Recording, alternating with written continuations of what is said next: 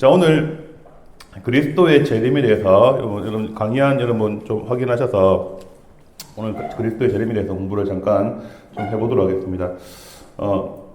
제가 요 말씀을 잠깐 좀 드리고 오늘 먼저 좀 얘기 좀 해볼게요. 여러분 성경이 있습니다. 성경은 무엇과 무엇으로 나눕니까? 성경은 무엇과 무엇으로 나눠져 있어요? 성경 크게 구약과 신약이 있습니다. 그죠? 자, 구약의 가장 주 관심사가 무엇일까요? 구약의 주 관심사가 무엇일까요? 네? 네? 자, 뭐 다 봤는데, 예수님의 초림입니다. 초림. 우리 옛날에 이성만 목사님 큰딸 이름이 초림이었는데, 그죠? 예수님의 초림. 자, 구약에서는요, 사실 예수님이라고 하면 메시아라고 했었죠, 메시아. 구약의 주 관심사는, 구약은 처음 끝까지 예수님의 초림을 향해서 쭉 달려가고 있습니다. 그래서 구약의 3대 직분이 있죠. 3대 직분이 뭐가 있습니까? 자, 구약의 3대 직분. 뭐가 있을까요? 자, 왕. 그죠? 왕 또 제사장 또 선지자. 그죠? 왕의 대표적인 왕이 누굽니까? 왕? 왕이 누굽니까? 다윗이란 거죠? 다윗 왕 그죠? 제사장의 대표적인 사람 누구입니까? 뭐 사무엘도 제사장이고, 그리고 뭐 많았죠. 엘리 제사장도 있고, 여러 가지 성경의 제사장이 많고, 이 제사장은 사실 뭐 레위인이라고 할 수 있죠. 레위인이라고 있고, 선지자는 사실 사무엘도 선지자이기도 합니다. 선지자이기도 하고, 모세도 선지자입니다. 그죠? 또 선지자 하면 떠오르는 사람 누굽니까? 엘리야, 그죠? 엘리야는 성경을 썼습니까? 안 썼습니까? 엘리야서 성경을 썼습니까? 안 썼습니다. 그죠? 엘리야서 썼습니까? 안 썼죠. 그죠? 그런데 엘리사 선지자는 구약의 최고봉의 선지자죠. 엘리야 선지자는 죽었습니까? 안 죽었습니까? 엘리야 선지자는 성천에 산다. 그죠? 죽음을 맛보지 않았어요. 자, 구약에서 죽음을 맛보지 않고 성천한 두 사람 누굽니까? 에녹과? 우리 성경 퀴즈 대회 한번 해야 되겠다. 그죠? 제가 예제를 한 100문제 드리고 성경 퀴즈 대회 한번 해야 되겠어. 여러분, 이번에 고등부에서 성경 퀴즈 대회 하거든요. 성경 고사를 하는데 1등이 50만원짜리 그 워치를 준답니다. 뭐 이렇게 했는데, 야, 우리도 한번, 그죠? 내년에 한번 성경 공부 한번 하면 좋겠다. 여러분, 보십시오. 제가 왜 이 구약의 3대 직분을 말씀드리냐면, 이 구약의 3대 직분이 바로 오실 메시아, 바로 예수님을 예표하는 거죠. 예표. 그래서 여러분 이런 질문이 있어요. 그러니까 구약에 있는 성도들은 천국 갔습니까? 구약에 있는 성도들은 천국 갔다고 얘기합니다. 왜 그러냐면 구약의 3대 직분이 오실 메시아를 예표하고 있기 때문에 그 구약의 3대 직분을 통해서 사실은 그 당시 많은 구약의 하나님의 백성들이 다 구원받았다라고 이렇게 우리 신학자들이 다 얘기를 합니다. 그래서 구약의 주 관심사는 예수님의 초림, 메시아의 초림입니다. 실제로 예수님께서 이제 주 4년이라고 얘기하긴 합니다. 이건 제가 이 계산법을 조금 복잡한 얘기라서 넘어가고요. 자, 봅니다. 이거 왜 나와? AD 4세기 예수님 탄생했죠, 그죠? 실제로 예수님이 탄생했는데, 이 예수님의 탄생 얘기도 진짜 너무 애절한 이야기입니다. 구약 마지막 선지자가 누굽니까? 구약의 마지막 선지자. 자, 구약의 마지막 책, 제일 마지막 책. 구약의 말라기. 자, 말라기가 구약의 최후의 마지막 선지자입니다. 근데 성경 전체로 말하면 구약 시대의 마지막은 세례 요한이라고 얘기를 합니다. 그 세례 요한이라고 말하시는 분들은 굉장히 똑똑하신 분입니다. 근데 말라기 선지자 때 어떤 일이 있었냐면은, 말라기 선지자 때 이스라엘 백성들이 하나님께 뭐라고 얘기했냐면 내가 하나님께서 이스라엘 백성들에게 내가 너희를 사랑하였노라 라고 얘기했지만 말라기 시대 때 이스라엘 백성들은 하나님은 언제 우리를 사랑하셨습니까? 이렇게 말씀하셨습니다. 자, 이때 무슨 얘기를 하냐면 많은 목사님들도 이 설교를 많이 하셨는데 하나님의 천년의 사랑이 실패해버린 거예요. 하나님께서 모세를 통해서 이스라엘 백성들을 구원하시고 천년 동안 요 3대 직분을 통해서 말씀하셨어요. 내가 너희를 사랑한다. 내가 너희를 사랑한다. 내가 너희를 사랑한다. 천년 동안 왕을 보내주시고 제사장을 보내주시고 선지자를 보내주셔서 말씀하셨어요. 그런데 주전 거의 500년입니다. 구약의 마지막 말라기 시대 때 천년 동안 하나님께서 내가 너희를 사랑한다고 얘기했는데 이스라엘 백성들은 하나님은 우리 부산말로 언제 우리를 사랑했는겨? 하나님 언제 우리를 사랑했는겨? 자, 이 말 때문에 하나님이 너무 충격을 받으신 거예요. 그때부터 400년간 계시가 없어집니다. 침묵해버립니다. 영적인 암묵지대가 시작돼요. 그때 400년 동안 계시가 없고 너희가 이래도 나의 사랑을 못 믿겠느냐 하면서 보내신 분이 누굽니까? 예수님입니다. 여러분 이 예수님이 오신 게요. 그냥 온 게 아니에요. 400년의 침묵기를 보내면서 내가 이들에게 왕을 보내고 선지자를 보내고 제사장을 보냈음에도 불구하고 이들은 나의 사랑을 알지 못한다. 그래서 어떻게 했습니까? 하나님이 자신이 인간의 몸을 입고 세상에 오셨습니다. 바로 이것이 예수님의 초림이에요. 그래서 이 예수님이 어떻게 하셨어요? 우리를 구원하시기 위해서 십자가에 오르셔 죽으셨다는 거예요. 로마서 5장 8절 말씀. 그리스도께서 우리를 위하여 죽으심으로 우리를 향한 자기의 사랑을 확증하셨느니라. 내가 이렇게 해도 내 사랑을 모르겠느냐? 하나님이 자신이 그냥 인간의 몸을 입고 내려오신 거예요. 그 자신이 우리를 구원하시기 위해 십자가에 오르신 거예요. 그 하나님의 사랑이 이 하나님의 아들이 오심으로 메시아의 초림으로 하나님의 사랑이 확실하게 드러나게 된 거죠. 자, 여기까지가 구약의 내용입니다. 자, 오늘 우리의 관심사가 뭐냐면 신약입니다. 신약. 자, 신약은 주 관심사가 뭘까요? 예수님의 재림입니다. 그죠? 와, 이제부터 시작하는 거예요. 지금부터 오늘 공부가 시작되는 겁니다.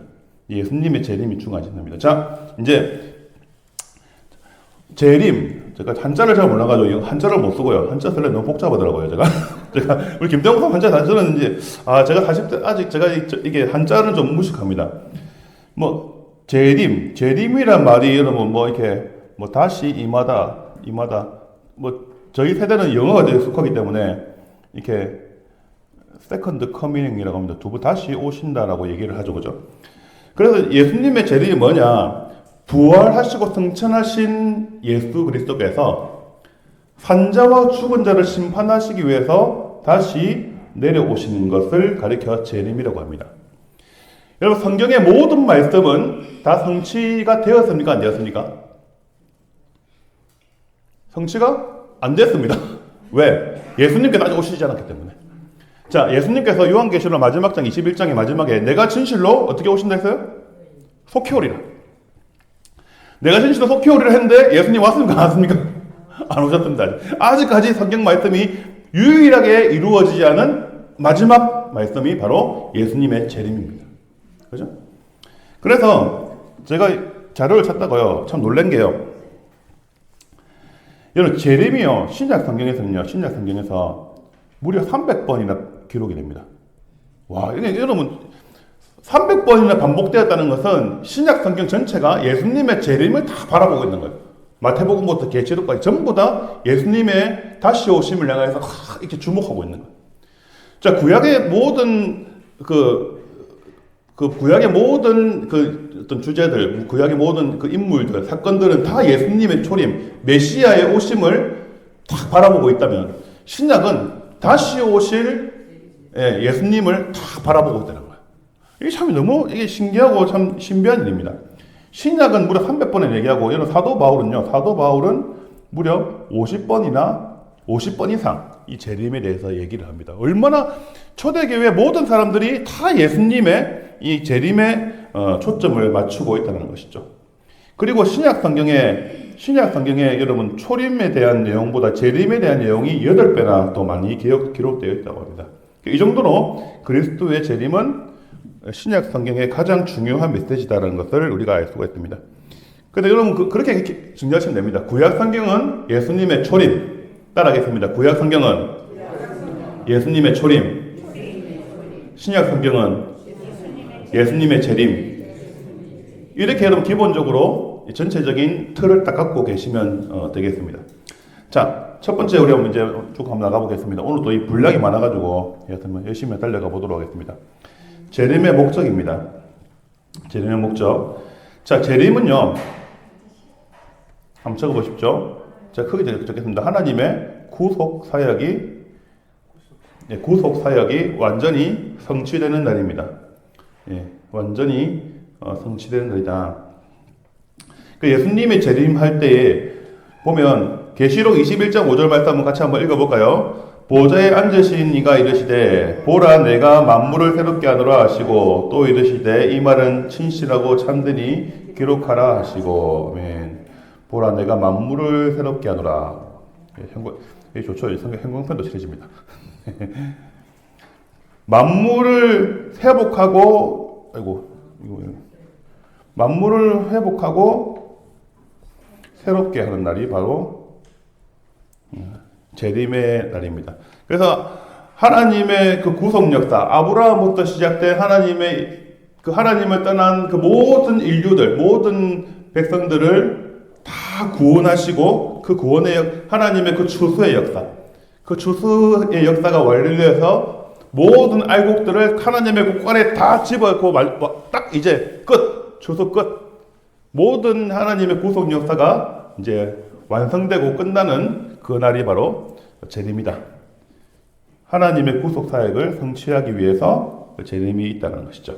그리고 재림은 여기 보시면요, 이거 하나 빠졌는데 모든 죽는 자가 뭐 하는 날일까요? 그렇죠. 할렐루야. 부활하는 날이다. 부활하는 날입니다.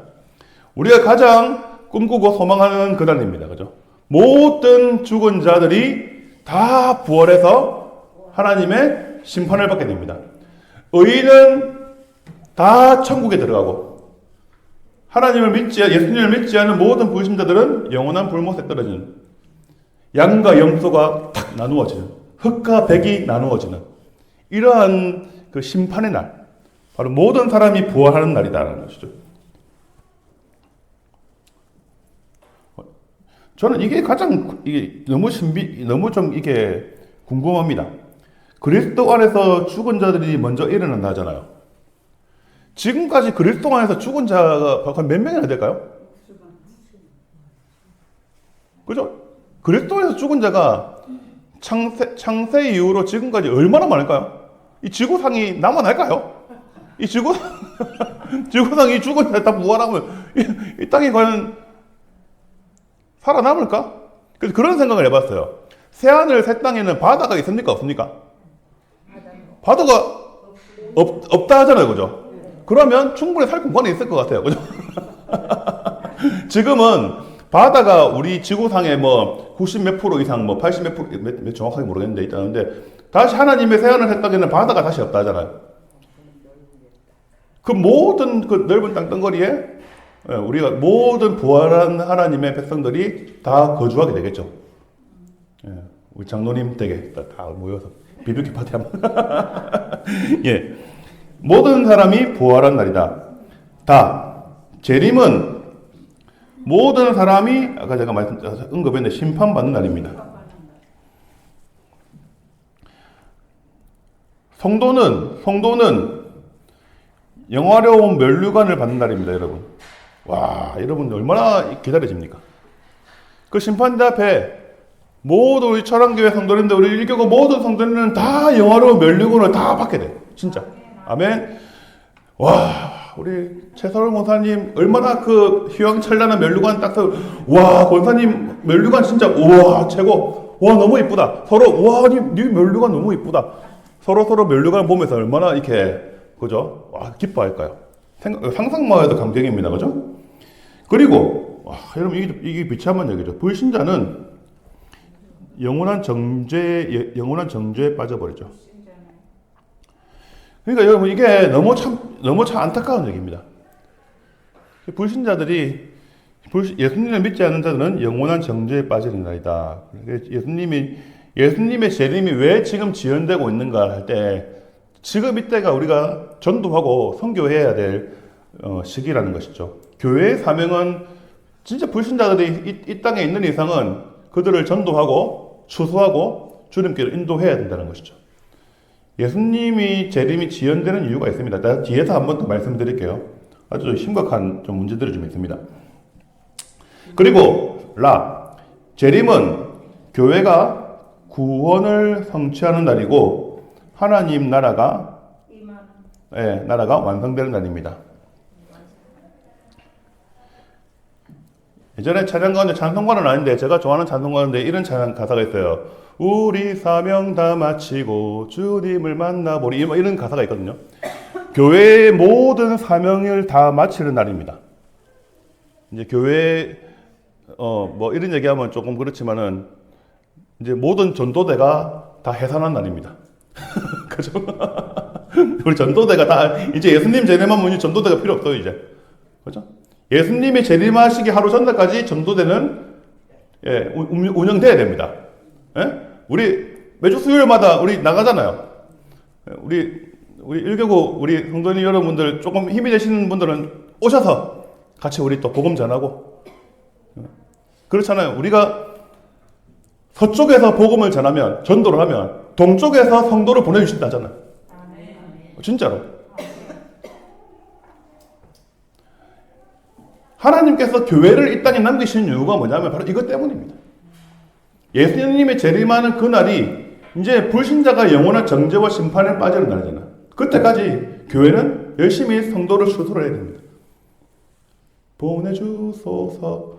하나님, 우리 1교구 성도님들이 한번 아울리치가 할 수 있는 그날이 한번 올 수 있기를 축복합니다. 아울리치가 뭔지 알아요? 캄보디아 한번 우리 갈 수 있을까요? 우리는 내년에 우리 아이들이 또 우리 가거든요. 도미넌트가. 또 우리도 복음 들고 한번 나갈 수 있는 그런 기회가 한번 있으면 좋겠다라는 그런 소망을 한번 가져봅니다. 자, 재림의 징조입니다. 재림의 징조, 이 얘기가 상당히 좀 우리가 좀 관심을 가져볼 만한 내용 같아요. 예수님이 재림할 때 징조가 있습니다. 자, 징조. 자, 첫 번째입니다. 복음의 세계 전파입니다. 자, 마태복음 24장 14절 말씀을 같이 한번 읽겠습니다. 이 천국 복음이 모든 민족에게 증언되기 위하여 온 세상에 전파되리니 그야 끝이 오리라. 네. 온 세상에 전파되리니 그제야 끝이 오리라. 자, 그럼 보십시오. 예수님이 재림하시는 가장 중요한 징조가 뭡니까? 모든 민족에게 복음이 전파되는 것이다라는 것이죠. 물론 예수님의 재림의 시기는 하나님 아버지만 아십니다. 그런데 오늘 이 말씀에 어떤 힌트가 있어요. 복음 전파가 완성되는 시기와 예수님의 재림의 시기가 굉장히 맞물려 있다는 것이죠. 제가 한번 자료를 찾아봤거든요. 여러분 위클리프 선교회라고 들어보신 적 있습니다. 성경 번역 선교회가 있어요. 제가 찾아보니까요. 전 세계에 미전도 종족이 8,000개가 있습니다. 8,000개가 있는데 지금 번역이 필요한 그 전도 그 언어의 개수가요 3,000개라고 합니다. 3,000개. 그러면 진짜 3,000개 번역을 더 해야 돼요. 모든 민족에게 복음을 증거하기 위해서는 여러분 우리나라도 120년 전에 이미 우리 그 한글 성경이 이미 번역되었습니다. 번역이 된 상태로 복음이 증거되었어요. 이것이 우리 한국이 빨리 복음화가 될 수 있었던 아주 중요한 원인이 되었거든요. 요인이 되었습니다. 번역이 3,000개가 되었는데 보십시오. 지금 매년 이거 통계인데요. 매년 지금 25개의 언어로 성경이 번역되어 있다고 해요. 여러분 참 심각한 얘기죠.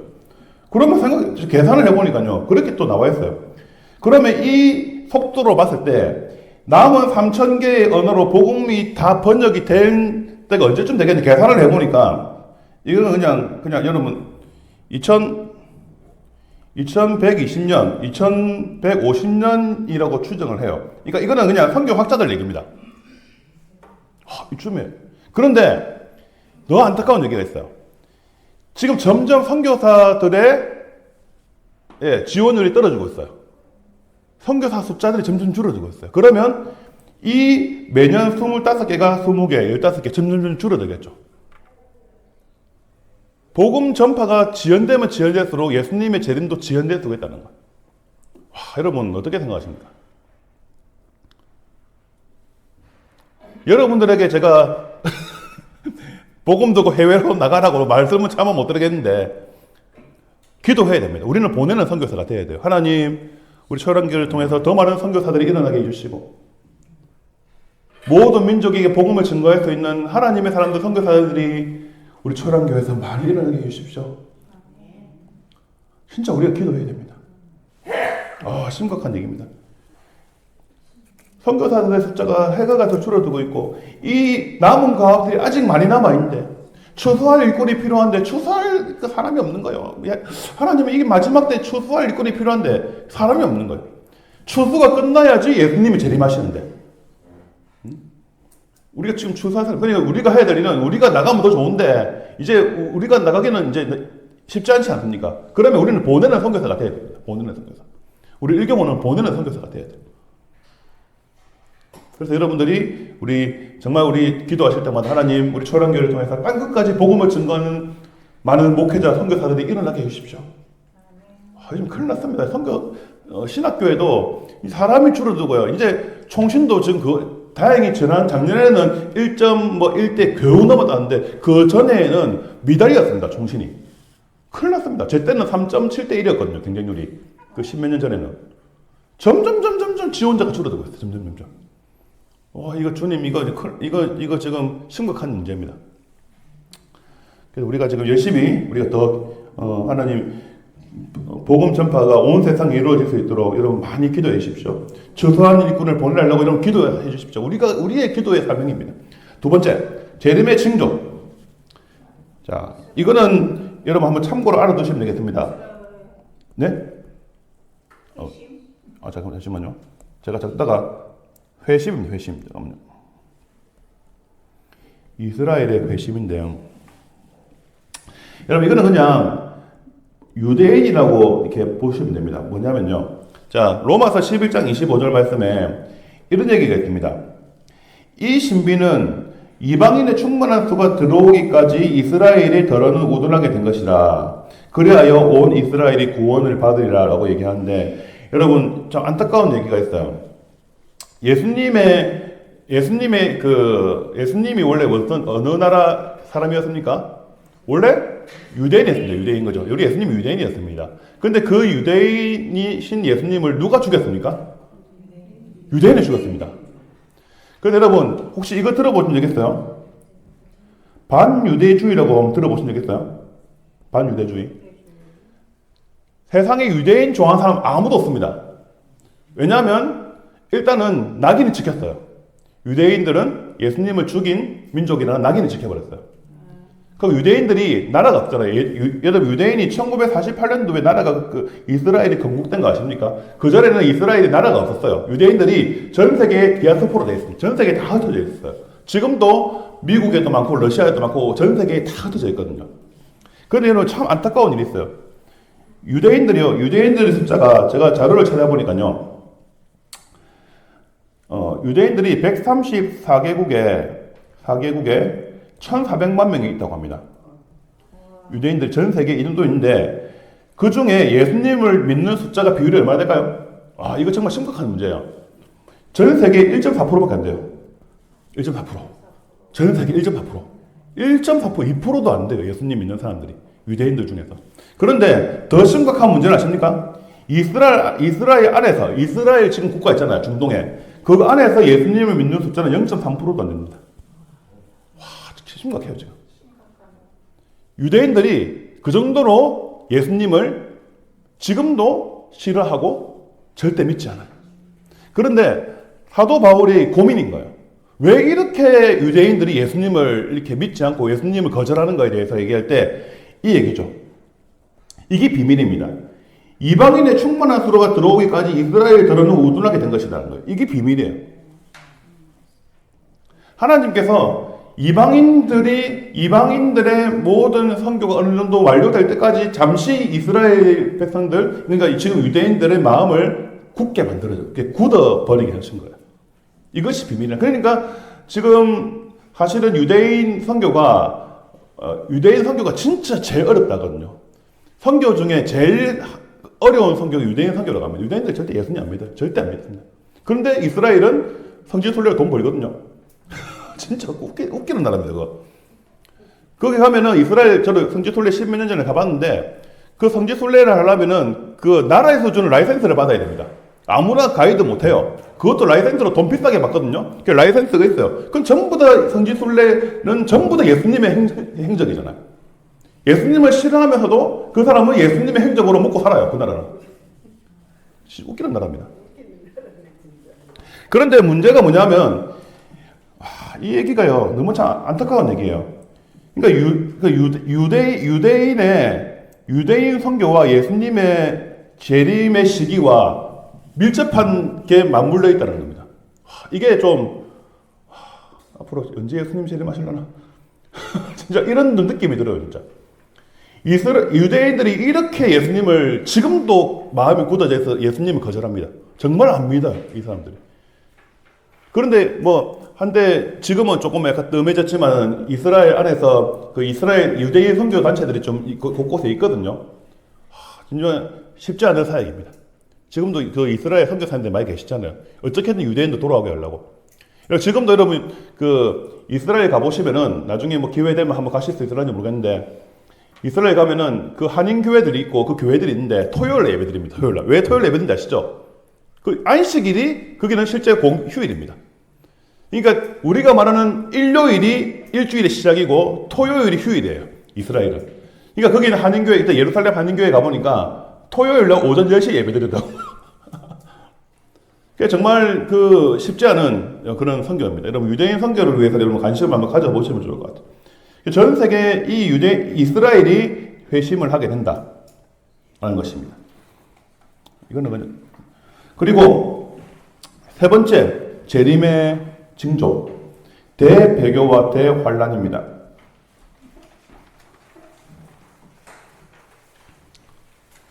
대배교와 대환란.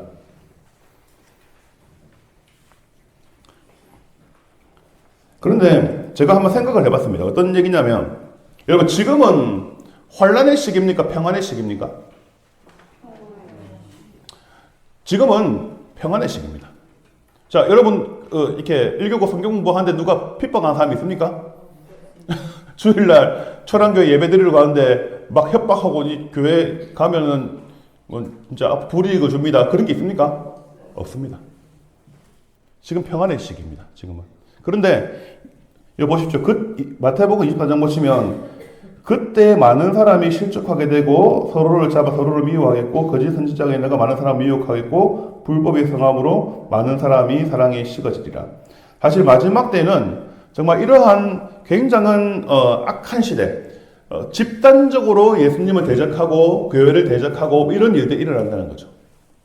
재림의 징조입니다. 그런데 이게 사실은 부분적으로 있긴 했어요. 교회 역사를 보면은 부분적으로 이런 일들이 벌어지긴 했습니다. 실제로 북한이나 우크라이나나 러시아 그런 전쟁 지역에 있는 사람들은 그 나라에 있는 사람들은 지금 대환란의 시기를 생각하지 않겠어요? 저는 약간 상대적인 것도 있다고 생각해요. 지금은 우리나라, 미국이나 많은 선진국에서의 우리 그리스도의 신자들은 우리는 너무 평안한 시대를 살고 있는데 우크라이나나 지금 전쟁 중에 어려운 나라에서는 지금 대환란의 시기라 생각하지 않겠어요? 정말 그 각자의 나라의 상황에 따라서 다르긴 하지만은 어찌되었든 예수님의 재림의 시기 때는 대배교와 대환란이 있게 될 것이다. 좀 이따가 이 얘기를 조금 더 할게요. 이 조금 더 심각한 얘기가 될 수 있어요. 라입니다.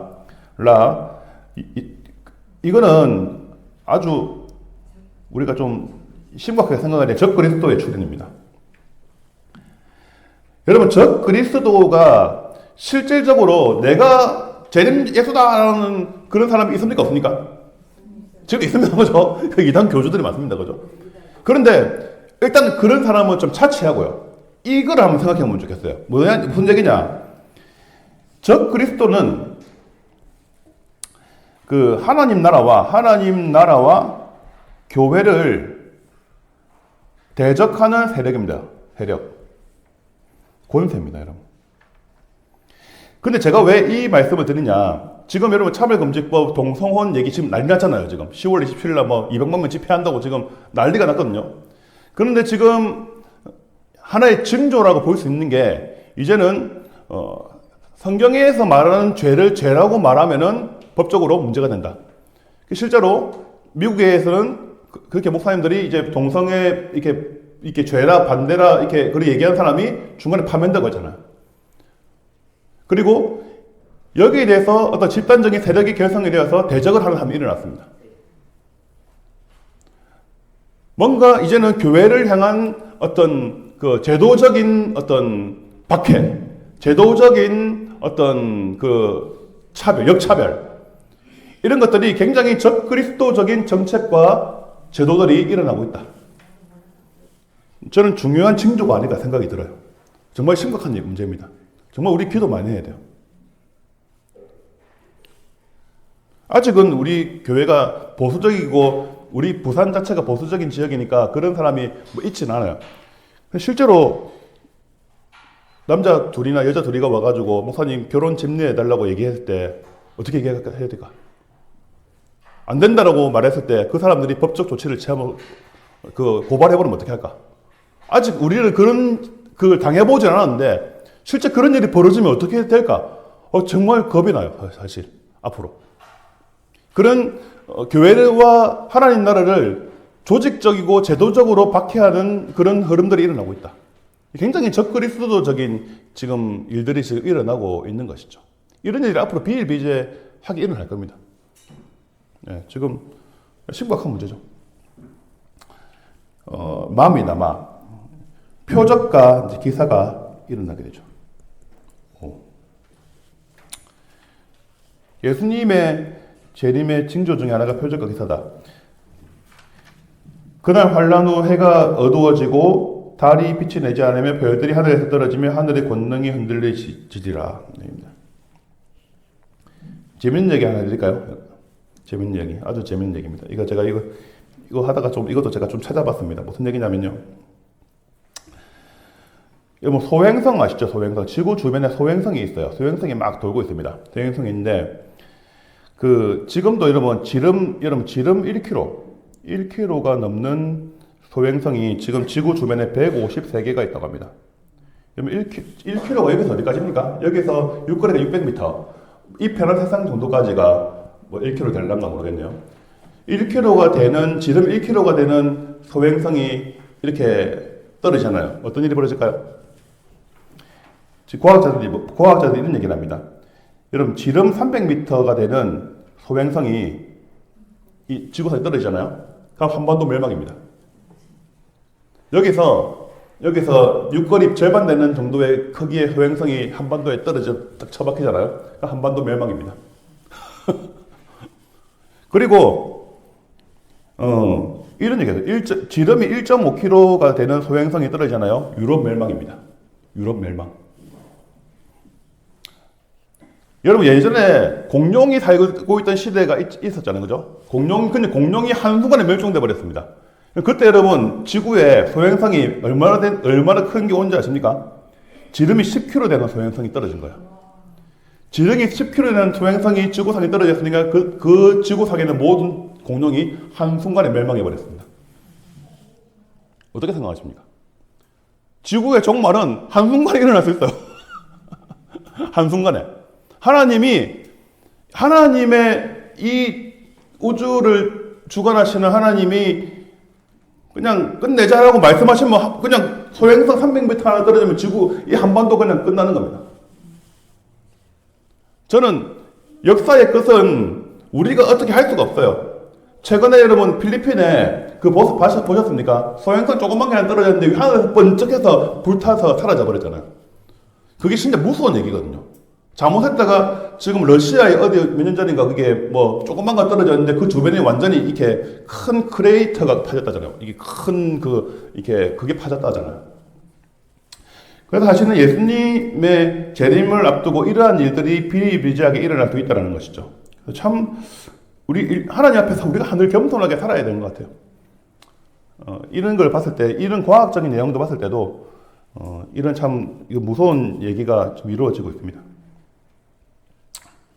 기도해야 됩니다. 우리가 참 하나님 이 소행성이 떨어지더라도 한국에는 떨어지지 마시고 우리끼리 하는 얘기지만 저 일본에 좀 떨어지시는지 그렇죠? 그냥 해본 얘기입니다. 일본도 우리가 구원해야 될 백성이죠. 저 바다에 떨어지면 좋겠어요. 바다에 탁 떨어지고. 자, 넘어가겠습니다. 시간이 20분밖에 남았습니다. 이제 조금 달려가 보겠습니다. 세 번째, 재림의 시기입니다. 재림의 시기는 누구만 아실까요? 하나님 아버지만 아신다. 아버지만 아십니다. 성부 하나님만 아십니다. 그래서 하나님만 아시기 때문에 우리는 어떻게 해야 됩니까? 우리는 어떻게 해야 됩니까? 깨어 있어야 돼요, 항상. 우리가 알지 못하기 때문에. 언제 오실지 모르기 때문에. 우리는 항상 깨어 있어야 됩니다. 항상 대비해야 되는 거예요. 항상 대비. 항상. 우리 소방관들이나 이런 분들 오면 항상 5분 대기죠. 경보가 땡 올라오면 바로 출동하잖아요. 항상 언제든지 예수님 오셔도 우리는 예수님 맞이할 준비가 되어 있습니다. 여러분 이렇게 우리는 항상 깨어 있어야 됩니다. 재림의 불확정성. 사실 이 얘기는 그 뒤집어서 한 얘기긴 한데, 제가 뭐 잘못 적었네. 재림은요, 예상치 못한 때에, 내가 이거 밑줄을 잘못 쳤습니다. 재림은 예상치 못한 때에 일어납니다. 예상치 못한 때. 자, 이걸 한번 적어 보실래요? 제가 이거는 시간 관계상 다 읽지를 못하고 이러면 한번 적어 보시면 되겠습니다. 예수님은 여기 마태복음 25장 보면 밤중 신랑처럼 옵니다. 여러분 열처녀의 비유 아시죠? 기름 준비한 자만이 잔치 자리 들어가네. 아시죠? 어린이 찬양. 그날에 우리 주님께서 밤중에 열처녀가 기름을 막 준비하고 있었는데 갑자기 기름 준비 안 하고 있다가 언제 밤중에 신랑이 오실지 모르잖아요. 기름을 준비하는 사람이 딱 이게 언제든지 신랑이 오더라도 딱 나갈 준비를 하고 있어야 된다는 겁니다. 예수님은 밤중 신랑처럼 오십니다. 그리고 두 번째, 우리 예수님은 노아의 홍수처럼 임한다. 여러분 노아의 홍수 때 아시죠? 많은 사람들이 시집가고 장가하고 다 일상적인 삶을 살았습니다. 하나님의 심판 이런 거 다 생각하지 않고 그냥 뭐 자기의 삶을 누리고 살았어요. 그런데 갑자기 노아의 홍수가 심판이 들이닥쳤습니다. 그죠? 한 방에 다 인류가 멸망해 버렸죠. 노아의 식구들만 제외하고. 노아의 홍수로 임한다. 그리고 소돔의 멸망처럼 예수님께서 임하신다. 하나님께서 극도로 타락한 그 나라와 그 지역에는요, 바로 소돔처럼 유황불을 그냥 쏟아부어서 그냥 한 방에 멸망시켜버립니다. 여러분, 캐나다, 미국 좋아하실 필요 없습니다. 그거 분명히 하나님의 심판에 저는 임박한 것 같아요. 왜 그러냐? 거기는 이미 마약과 동성애가 보편화되었습니다. 좀비 같은 사람이 마약에 취해가지고 이렇게 걷고 있어요. 진짜 외국 좋아할 필요, 진짜 우리 한국의 마지막 보루입니다. 진짜입니다. 외국 좋아하실 필요는 없어요. 외국이 지금, 저도 한때 외국에 살아봤기 때문에, 한때 외국을 되게 동경했었는데, 영적으로 봤을 때는 대한민국의 마지막 보루예요. 지금 다 그냥 미국도 그냥 이제 침몰하고 있는 바벨론 같아. 이제 망하고 있는 것 같아. 총기 사고 일어나고 사람 총으로 때려 죽이고 잔인함과 마약과 폭력이 그게 그냥 극도의 그런 타락이 지금 미국 땅에서 지금 벌어지고 있잖아요. 그냥 유황불을 그냥 쏟아 부어질 날이 얼마 남지 않았다는 거예요. 네 번째, 우리 예수님은 밤의 도적처럼 임합니다. 밤의 도적처럼. 도적은 예고하고 오지 않습니다. 갑자기 들이닥치지 않아요.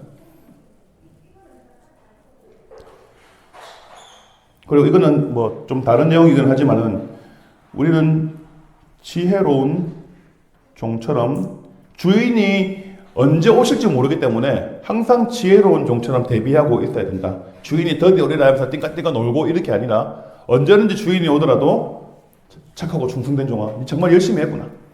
이러한 사람이 우리가 되어야 된다는 것이죠. 자, 넘어가겠습니다. 재림의 임박성과 지연성. 재림은 지금 더 가까이 와 있습니다. 제가 어제 이 부분은요, 한참 제가 좀 생각을 좀 했었거든요. 뒷부분은 그렇게 중요하지 않아서 제가 이 부분만 좀 말씀을 좀 드려볼게요.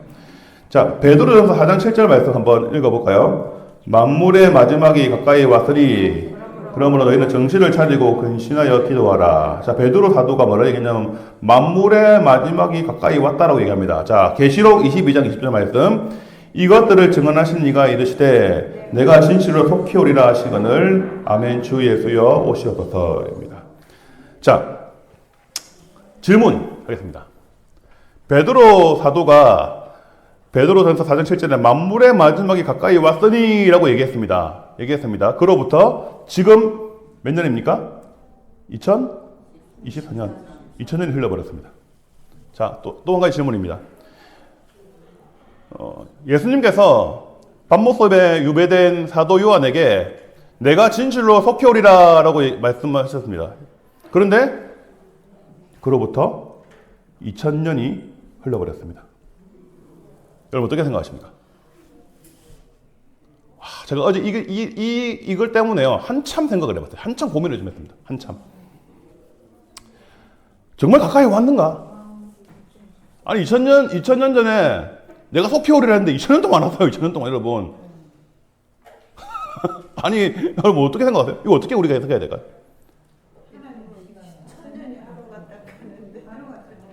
예, 뭐 강의할 게 없네요. 예, 어느 정도 근접한 말씀을 하셨습니다. 정말 예수님이, 근데 사실은 초대교회 성도들이 임박한 재림 의식을 갖고 살아간 건 사실입니다. 예수님이 이제 곧 오실 거다라고 생각을 했어요. 그런데 사실은 이제 100년이 지나고 속사도실 때 AD 100년 지나서 성경은 요 계시록이 사실은 요 AD 90년경에 마지막에 쓰여진 책이거든요. 이때 이후로 이제 모든 성경이 이제 끝이 납니다. 끝이 나고 이제 그 이후에도 이제 계속 사는데 예수님의 재림이 점점 지연되지 않았습니까? 그래서 그 이후에는 예수님의 재림에 대한 임박한 재림에 대한보다는 이제는 뭐 사회와 세상에 우리가 이웃으로 이렇게 살아가는 어떤 그렇게 교회의 모습을 갖추게 되었습니다. 그렇다면 우리가 이것을 어떻게 이해해야 되는가 우리가 좀 고민할 필요가 있습니다. 자, 보십시오. 이것을 우리가 이해하는 방법이 있습니다. 뭐냐면요, 바로 하나님 나라에 대한 이해입니다. 자, 여러분, 하나님 나라는 언제 우리 가운데 임했습니까? 자, 이거 중요한 질문이죠. 하나님 나라는 언제 우리 가운데 임했습니까? 언제 오셨습니까?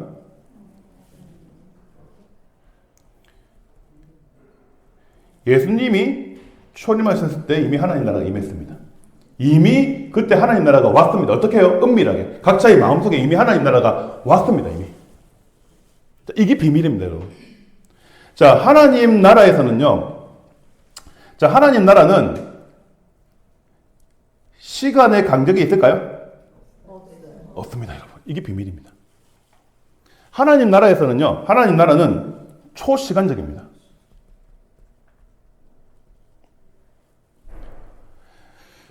이걸 생각해 보십시오. 영적인 세계에서는 예수님의 초림과 재림 사이에 시간적 간격이 존재하지 않습니다. 자, 이것이 여러분 인간의 머리는 이해하기가 좀 어려운 얘기긴 해요. 그런데 이 당시에 베드로와 요한 그의 마음 가운데 하나님 나라가 이미 왔습니다. 하나님 나라가 임했을 때에 예수님의 재림, 예수님이 내가 곧 오시라, 내가 속히 오겠다, 만물의 마지막이 가까웠다라고 얘기를 할 때에 그 얘기는 결코 먼 미래의 얘기가 아닌 것처럼 느꼈다는 거예요. 여러분, 제가 이거를 저녁에 좀 깊이 제가 좀 기도하면서 생각을 했거든요. 이걸 생각해 보십시오. 사도 베드로와 사도 요한이 하나님 나라의 깊은 임재 가운데 살았습니다. 물론 그 당시에 로마 제국이 막 박해하고 어려움이 많았잖아요. 그런데 그것들은 로마 시대의 박해 가운데 산 것이 아니라 하나님 나라의 깊은 임재 가운데 살았습니다. 이미 그들은 AD 1세기경에 살았지만 그들은 이미 하나님 나라 안에 거했던 사람이에요. 하나님 나라 안에서는 재림과 초림살에 시간적 간격이 없습니다. 그러니까 보십시오. 초대교회 성도들이 왜 임박한 예수님의 재림을 믿고 살았는가? 그들은 하나님 나라 안에 거했다는 거예요. 이걸 생각해 보세요. 우리 70년, 80년 전에 우리 한국교회 성도님들 있잖아요. 우리 선배님들 어떻게 살았습니까? 그 당시에 난리가 났잖아요. 예수님이 곧 오신다. 여러분 무슨 어떤 기도원이지? 무차산 기도원 아시죠? 무차산 기도원. 그 무차산 기도원 그 원장의 사람이 갑자기 기억이 안 나는데 그 전도사님이 대단한 분이셨거든요.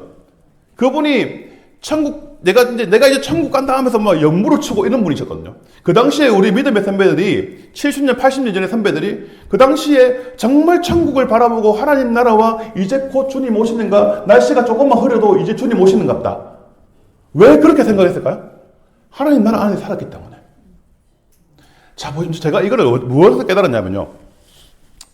우리가 예수님의 재림과 하나님 나라를 사모하지 않는다는 것은 우리 안에 지금 하나님의 임재가 떠난 거예요.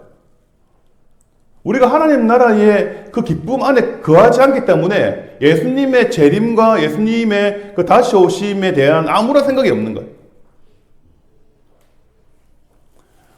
초대교회 성도들의 비밀이었어요. 초대교회 성도들은요, 예수님의 재림은 먼 미래의 얘기가 아니었어요.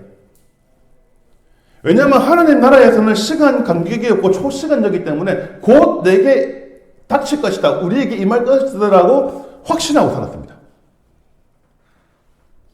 저는 우리가 나이가 많든 저도 40대고 여러분도 뭐 60대, 70대, 60대는 안 계시겠지만 우리가 연령에 상관없이 하나님 나라를 사모하고 그 하나님 나라의 은혜 아래 임재 아래 살아갈 때에 예수님의 재림은 곧 우리 안에 닥칠 현실이라는 것을 우리가 이미 지금 깨닫고 살아간다는 거예요. 이게 조금 어려운 얘기긴 하지만 알고 보면 또 쉬운 얘기예요.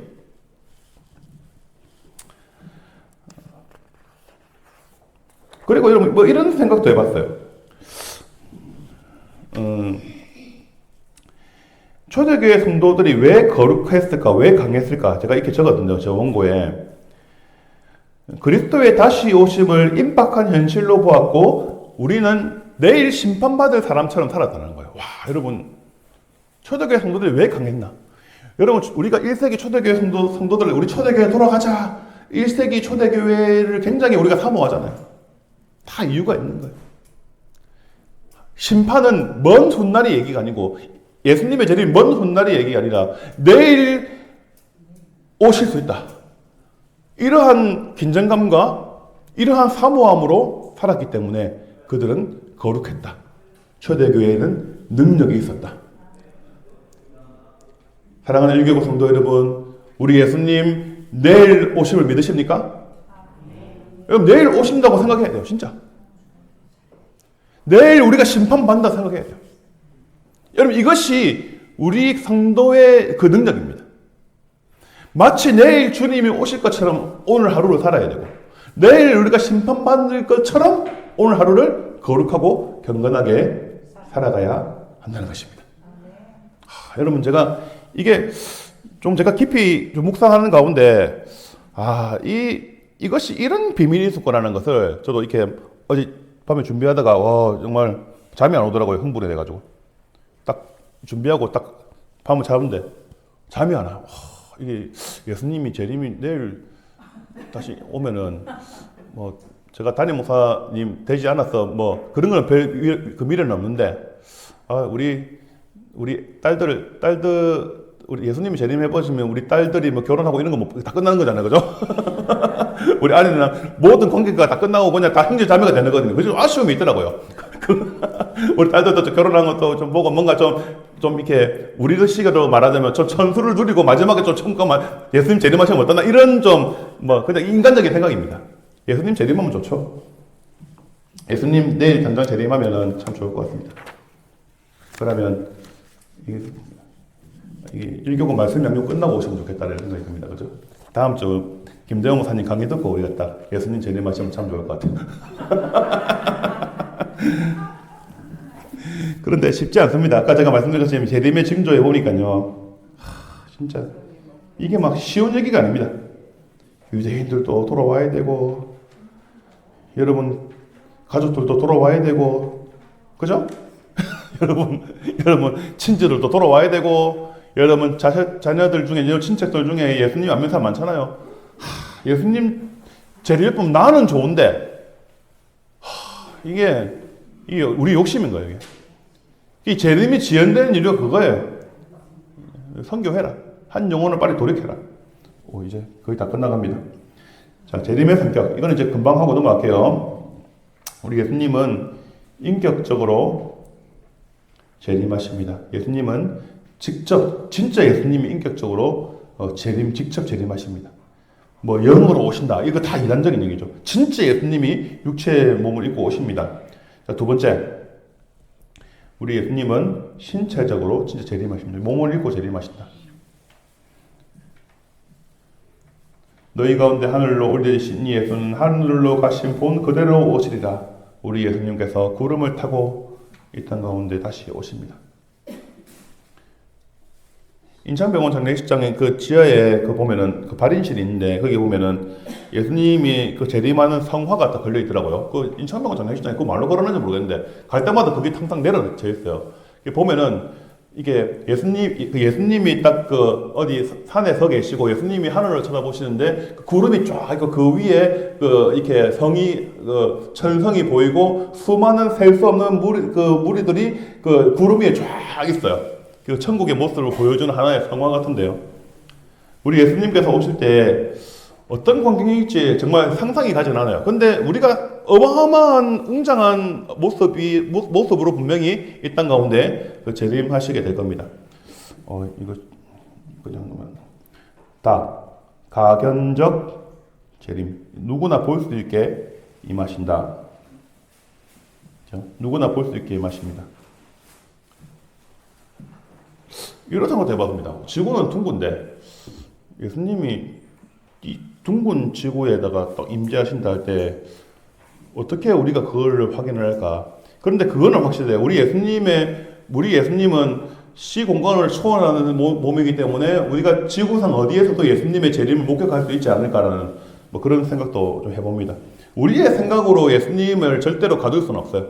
우리 예수님은 초공간적, 초시간적인 분이시기 때문에 우리 예수님이 부활하신 예수님의 몸이 500여 제자들에게 동시에 나타났잖아요. 동시에 나타났거든요. 이게 신기한 거죠. 이게 갑작스러운 재림. 예수님의 이거 지금 정리하는 겁니다. 우리 예수님은 예측할 수 없는 가운데 재림을 하신다. 생각지도 않을 때 인자가 온다. 생각지도 않을 때. 그리고 영광스러운 재림입니다. 우리 예수님의 초림은 아주 은밀하고 비밀스럽게 아무도 모르게 했습니다. 그죠? 동방박사들만 딱 알았어요. 그죠? 동방박사들만 쫙 이렇게 하늘에 별이 번쩍번쩍 빛나니까 저것이 뭐지? 이러고 찾아왔다 보니까 유대인의 왕이 나섰습니다. 아주 은밀하게 아무도 몰랐어요. 근데 예수님의 재림은 모든 이 지구상의 인류가 동시에 다 볼 수 있고, 볼 수 있는 상태로 분명히 임하게 되실 거다. 와, 정말. 천년왕국까지 해야 되는데 큰일 났다. 시간. 근데 이거는요, 여러분 5분만 더 할게요. 이거 그냥 간단하게, 이 천년왕국 얘기가 어려워가지고, 지난번에 김재영 목사님이 작년 상반기 때 우리 관통 요한계시록에서 요한계시록을 설명해 주시면서 마치기 한 10분 정도 천년왕국에서 간단하게 말씀하신 부분이 있거든요. 그래서 제가 그 부분을 좀 나중에 제가 영상에 캡처를 해서 제가 좀 붙여서 좀 올려볼게요. 나중에 참고로 한번 보시고요. 그거는 나중에 참고로 보시면 되겠고, 한번 여러분 그냥 적고 그냥 끝냈으면 좋겠습니다. 시간 관계상 좀 다 하기 그렇고요. 자, 천년왕국을 중심으로 재림의 시기를 해다가 4가지 개념가 있는데 이를 한번 적어보십시오. 재림은 천년왕국 전에 이루어진다. 이게 뭐냐면 역사적 천년설이라고 합니다. 이게 시간이 이거는 뭐 그냥 이걸 그냥 참고로 적어 놓으시면 되겠어요. 천년왕국이 있을 것인가 없을 것인가 할 때 사실 이게 이 역사적 전천년서는 우리 합동교단의 어떤 우리 교단 신학의 하나의 그 기조이기도 하거든요. 우리 신학교에서는 우리 박형룡 박사님이나 우리 신학교 교수님들이 실제적으로 우리는 평양신학교 전통을 이은 우리 총신은 역사적 전천년서를 따른다라고 일단 실제적으로 얘기를 합니다. 얘기를 하는데 이것도 하나의 설입니다. 설. 예수님께서 재림하신 이후에 1000년 동안 예수님과의 왕노릇, 정말 그 1000년 동안 모든 막연을 결박당하고 의와 평강과 그 공의가 이루어지는 엄청난 그 나라가 세워지고 그 천년왕국 동안 예수님과 놀라운 권세와 영광을 누리다가 마지막 백보자 심판이 임한다. 하여튼 그런 얘기가 있어요. 천년왕국에 대한 뭐 이런 얘기, 실제적으로 천년왕국은 존재한다. 그리고 재림은 천년왕국 전에 이루어지는데 재림 전 7년에 대환란이 이루어지고 7년 환란 전에 성도들의 비밀스러운 휴거가 먼저 이루어진다. 이 얘기를 또 굉장히 많은데 이거는 세대주의적 전천년설이라고 합니다. 근데 이거는 많은 우리 미국의 보수적인 교회들이 이거를 따르는 교회들이 많긴 한데 우리 신학에서는 이것을 배격을 합니다. 성도의 비밀스러운 휴거에서 많이 얘기를 하잖아요. 근데 이 휴거를 우리가 좀 생각을 잘해야 됩니다. 예수님이 재림하는데 우리 공중에 들림 받았을 때 이거를 해석을 잘해야 돼요. 예수님이 재림하는 그때에 재림하면 다 끝나는 거거든요. 근데 거기에서 무슨 또 이렇게 뭐 공중으로 들림 받아가지고 그래 한다. 그거를 문자적으로 이해하면 좀 어려움이 있을 수 있다. 뭐 이거는 얘기하다 보면 끝이 없습니다. 일단 이거 뭐 참고로 하시면 되겠어요. 재림은 천년왕국 후에 이루어진다. 9천년설. 9천년설. 저 개인적으로는 이거는 말도 안 되는 얘기인 것 같아요. 왜 그러냐면 예수님이 여러분 시대가 가면 갈수록 좋아질까요? 악해질까요? 좋아질까요? 악해질까요? 제가 봤을 때는 시대가 절대 좋아지지 않습니다. 점점 더 악해집니다. 그런데 이 얘기는 뭐냐면요.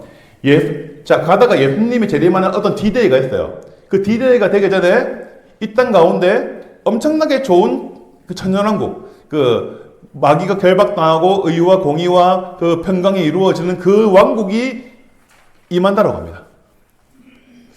글쎄요. 이거는 조금 논란의 소지는 있습니다. 이거는 그냥 참고로 하시고,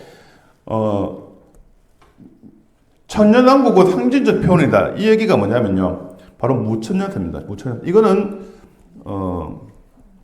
우리 김대영 목사님께서는 이 무천년설에 대해서 많은 우리 개혁신학자들과 저도 사실 이 무천년설에 좀 동감을 하는데, 무슨 얘기냐면요.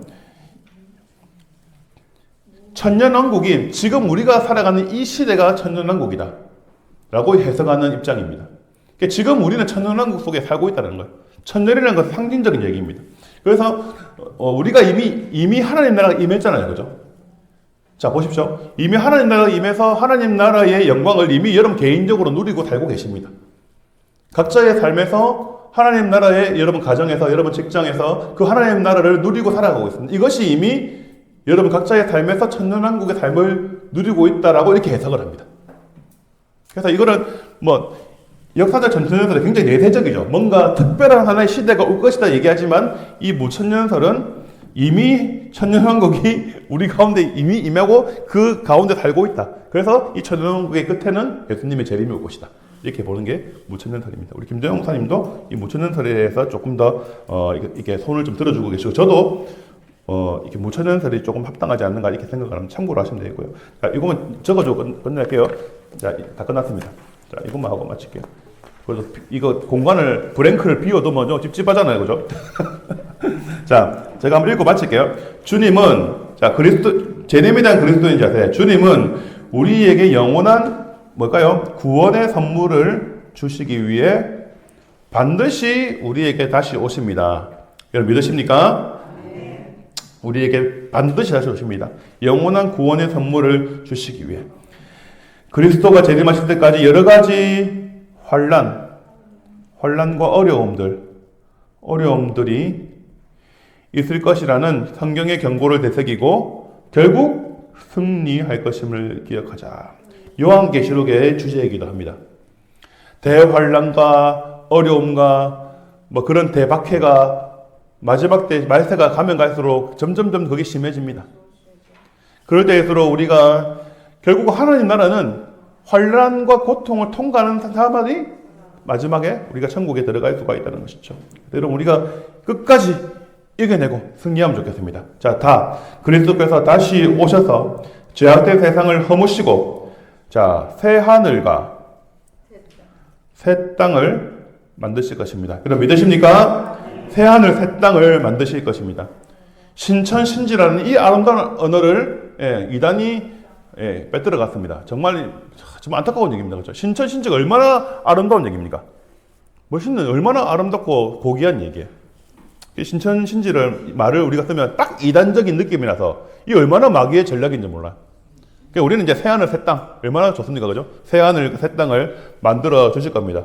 다시 예수님이 다시 재림하시는 그날에 우리가 거할 집을 걱정하실 필요가 없어요. 왜냐하면 바다가 없기 때문에 땅이 넓습니다. 지구당이. 우리가 살 땅은 아주 넓습니다. 우리가 살 집, 너무 좋은 집이 우리 예수님께서 지금 다 준비하고 계십니다. 우리는 여러분 주택 청약 당첨되면 기분 좋잖아요. 예수님 믿으면 천국의 집에 우리는 청약한 거예요. 당첨된 겁니다, 여러분. 믿으십니까? 그래서 여러분 이 땅에 소망을 두지 않고 하나님 나라를 바라고 소망하는 여러분이 되시기를 주님의 이름으로 축복합니다. 자, 우리 찬송가. 네. 여러분 이게 지금 이 시대입니다. 지금 우리가 살아가고 있는 이 시대예요.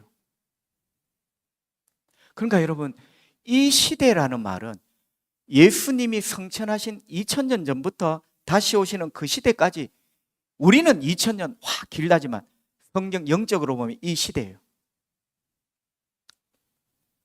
자, 이 시대 가운데 어느 날 예수님이 재림을 하십니다. 이제 42달이 끝나는 거죠. 재림을 하셔요. 여기 재림, 화살표 이렇게 재림을 하셨어요. 여러분 재림을 하시고 재림을 하시자 여기부터 여기가 천년이에요. 천년왕국. 여러분 말이 좀 여기가 천년왕국입니다. 요 사이.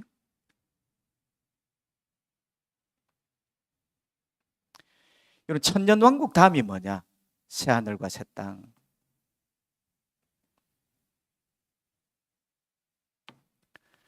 그러니까 여러분 이렇게 말하는 사람은 잘 보세요. 이 성경이 틀린 건 아니에요.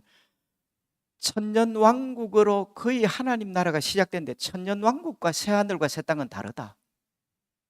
여러분 왜 그러냐면 새하늘과 새 땅은 또 요한계시록에 따로 장이 하나 있어요. 거기는 더 이상 아무 눈물도 없고 어찌되었든지 자 여기 중요한 게 예수님이 재림하시면서 천년왕국이 천년 동안 성도들과 함께 천년왕국이 이루어지고 천년왕국이 끝났을 때 어떻게 해요? 새하늘과 새 땅 이제 영원한 하나님 나라가 된다. 여러분 이게 뭐냐면 잘 보세요. 요 예수님의 재림을 보세요.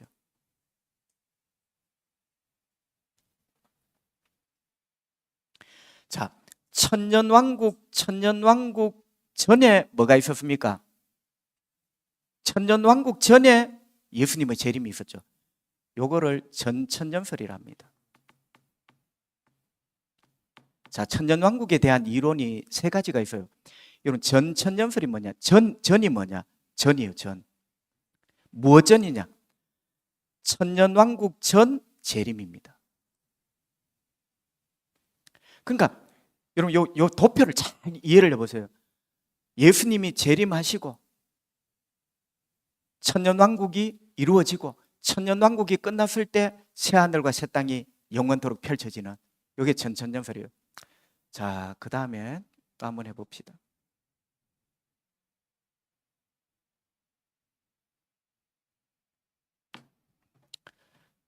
자, 예수님이 오셨습니다. 십자가에 죽으셨고 성천하셨습니다. 소림. 여기가 이 시대 몇 달? 42달 교회 시간이에요. 그죠? 그런데 예수님이 여기 재림을 하십니다. 재림. 여러분 재림을 하시는데 요거는 뭐냐면 재림하시기 바로 전에 여러분 재림하시기 바로 전에 하나님께서 예수님께서 이미 여기부터 다 어느 정도 가지를 정리하신다는 거예요. 이런 요겁니다. 여기 천년. 세모를 잘 보세요. 여러분, 천년이 예수님이 재림하기 전에 이미 어지간한 장가지는 쳐서, 응? 여러분, 이렇게 점점 천년이 점점 세지죠. 그러면서 마지막에 천년의 마지막에 어떻게 해요? 완전히 마무리가 되면서 새하늘과 새 땅.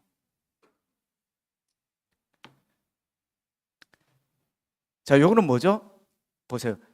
천년왕국 후 재림이죠. 요게 바로 후천년설입니다. 여러분, 이게 나름대로 다 요한계시록뿐만 아니라 성경 여러 군데에서 다 학자들이 관련 근거가 있어요. 봐라, 천천전설이 안 맞나, 후천년설이 안 맞나. 나름대로 저는 이 시간에 뭐가 맞다 틀렸다가 아니라 이런 것들이 나름대로 신실한 학자들이 성경 여러 군데를 보고, 여러분, 어찌됐든지 우리가 믿는 것은 주님의 재림이 있고 원수들이 어떻게 멸망을 당하고 새하늘과 새 땅이 이루어진다. 이 세부적인 것은 사실은 우리가 어느 것이 답인지는 몰라요. 그런데 마지막 또 하나가 남아 있습니다.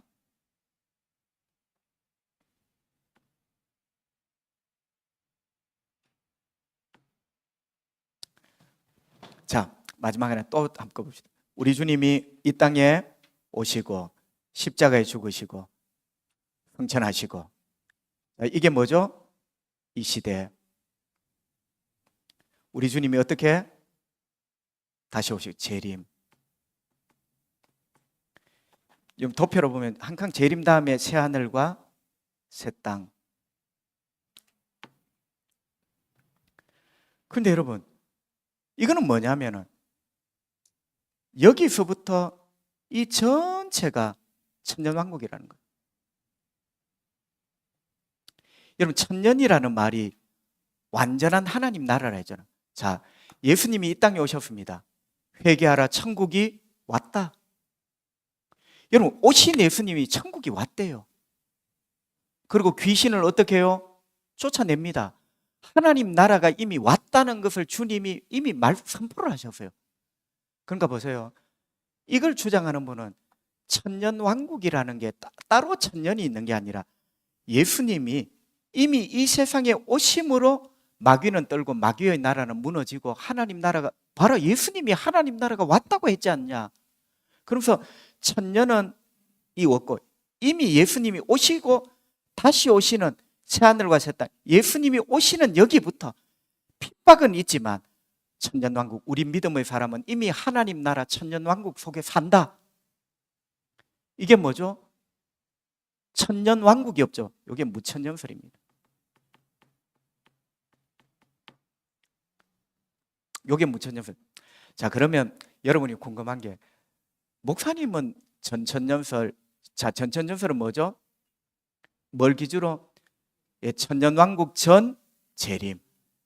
후천년설은 천년왕국 후 재림. 천년왕국이 착 발달을 하다가 마지막에 주님이 재림하셔서 마지막에 완전히 마무리하시고, 무천년설은 여러분 천년왕국이 없다는 게 아니에요. 그 천년이라는 개념이, 하나님 나라라는 개념이 예수님이 이 땅에 오심으로 벌써 마귀 나라는 끝이 났다는 거예요.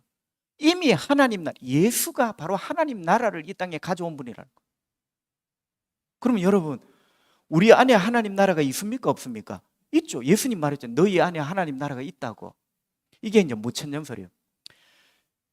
저는 개인적으로 무천년설을 신봉하는 사람입니다. 신봉이라는 말은 믿는다는 게 아니라 가장 합리적이에요. 물론 여러분 이게 다를 수도 있습니다.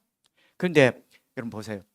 예수님이 오심으로 이미 하나님 나라가 이루어졌어요. 그 하나님 나라는 완전한 하나님 나라입니다. 그래서 뭐죠? 천년왕국. 이게 지금은 42달이라는 이런, 물론 재림하심으로 완전히 클리어가 되기 때문에 42달 동안 짓밟히는 시간이지만 결국 마지막에 새하늘과 새 땅으로 이어지는. 그래서 여러분, 무엇이 맞다는데 초점이 있는 게 아니라 이런 세 가지 이론이 있는데 핵심적인 것은 다 똑같아요. 핵심적인 것은 다 똑같은데 천년이라는 개념과 재림이라는 개념 앞뒤가 뭐냐 이런 개념. 그리고 마지막은 여러분 이유 불문하고 마지막은 새하늘과 새 땅입니다. 이 새하늘과 새 땅의 요점은 여러분 첫째는 요 적어 놓으세요. 없다. 없다는 뭐죠? 그 대적 삼총사 그리고 이 삼총사가 없기 때문에 따라오는 죄가 없고 눈물이 없고 아픈 것이 없고 죽는 것이 없고 요거는 큰 삼총사고 요거는 삼총사가 만드는 그것. 그 다음 두 번째 있다. 있다는 뭐가 있습니까? 하나님의 영광. 하나님의 영광이 세세토록 비치는 것. 여러분 요게 새하늘과 새 땅의 특징이 새하늘과 새 땅이 뭐냐? 없다. 삼총사와 삼총사가 만드는 것. 있다. 세세무궁토록 하나님의 영광이. 그리고 그 영광의 나라에 영원한 생명이 있다. 할렐루야. 여러분 이렇게 해서 마무리를 하면 좋겠어요. 조금은 아쉬운 점이 있지만 여러분 나머지 뒷부분은 제가 아까 조금 미흡하지만 충분히 성경을 가지고 설명을 해드렸어요. 읽어보시면 잘 이해가 될 것 같습니다. 그런데 여러분 참 대단하시다. 너무 진지하시고 사실은 이건 제가 30년 동안 공부한 거를 여러분 6주 동안 너무 잘하셨어요. 너무 진지하게 잘하신 것 같고 아마 조만간에 요한계시록으로 박사를 받으실 분들이 많이 나오실 것 같아요. 그런데 여러분 이제 감을 잡았죠. 요한계시록이라는 게 어떤 성경이라는 거. 격려의 응원가고 사랑의 연애 편지고 나의 사랑하는 신부야 이겨라. 네가 이겨낼 때 마지막에 내가 새하늘과 새 땅을 준비해 놓고 기다리고 있구만. 뭐 이런 거죠. 여러분 마지막까지 우리 주님의 신부로 멋지게 살아가십시다. 기도합시다.